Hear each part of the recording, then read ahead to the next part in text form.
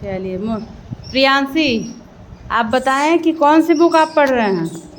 माँ और बच्चे। माँ और बच्चे। कहानी का नाम है माँ और बच्चे। इस बुक को क्या कहते हैं? Big book. Big book. चलिए, माँ और बच्चे कहानी को अपने शब्दों में, अपने मुख से सुनाइए। सुरीली के दो बच्चे थे। थोड़ा तेज सुनाइएगा बेटा, ताकि सुनाए। सुरीली के दो बच्चे थे, एक काला एक भूरा। एक दिन तीनों शहर को निकले। रास्ते में एक नदी थी, तीनों ने उसे तैरकर पार की। रास्ते में सुरीली को मोनी दिखी। मोनी के साथ उसके बच्चे भी थे। सुरीली मोनी को पकड़ने दौड़ी, उसके बच्चे भी मोनी के पीछे दौड़े। चारों बच्चे एक साथ खेलने लगे। सुरीली ये देखकर मोनी को पकड़ना भूल गई। चारों बच्चों को खेलते हुए देखने लगी। बहुत बढ़िया। लेकिन उन्होंने बहुत बढ़िया सुनाया। प्रियांशी डरा नहीं जाता है। आपकी नज़र एक बार भी ऊपर नहीं हुई, आप नीचे नीचे की तरफ देख रही थी, और कहानी आपको याद है तो बढ़िया से सुनाया जाता है। ठीक है, तो आप लोगों ने सुना प्रियांशी के मुख से कहानी माँ और बच्चे। इस कहानी को उन्होंने सुनाया। इस कहानी को मैं बताती हूँ आप लोग को। ये कहानी है, एक क्या था, सुरीली। सुरीली किसका नाम था बेटा? इसका। सुरीली क्या था? कुत्ता ना, एक डॉगी थी, उसका नाम था सुरीली। उसके दो बच्चे थे, एक काले रंग का था और एक भूरे रंग का था। किस किस रंग के थे? भूरा और काला।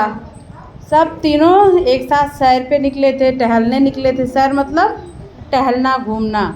तीनों टहलने निकले। रास्ते में उन्हें कौन मिला?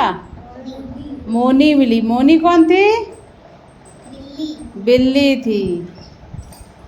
तो सुरीली मोनी की तरफ देखते ही सुरीली मोनी की तरफ झपटी। जैसा आप लोग को भी पता है कि कुत्ता अगर बिल्ली को देख जाता है तो उसको काटने के लिए, उसको खाने के लिए दौड़ता है ना।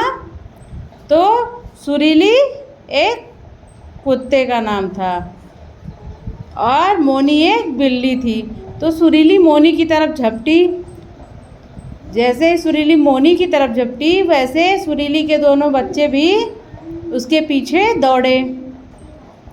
अब उधर से मोनी और उसके बच्चे थे, तो सुरीली के दोनों बच्चे और मोनी के दोनों बच्चे आपस में खेलने लगे।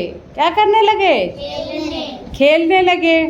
अब उन चारों बच्चों को खेलता देख सुरीली मोनी को पकड़ना ही भूल गई, मोनी को खाना ही भूल गई। और सुरीली और मोनी अपने बच्चों को एक साथ खेलता देख बहुत खुश हुए। कहानी समझ में आई? यही कहानी थी? यही कहानी थी ना? आज तो ग्रुप के एक एक मेंबर से सुना गया है।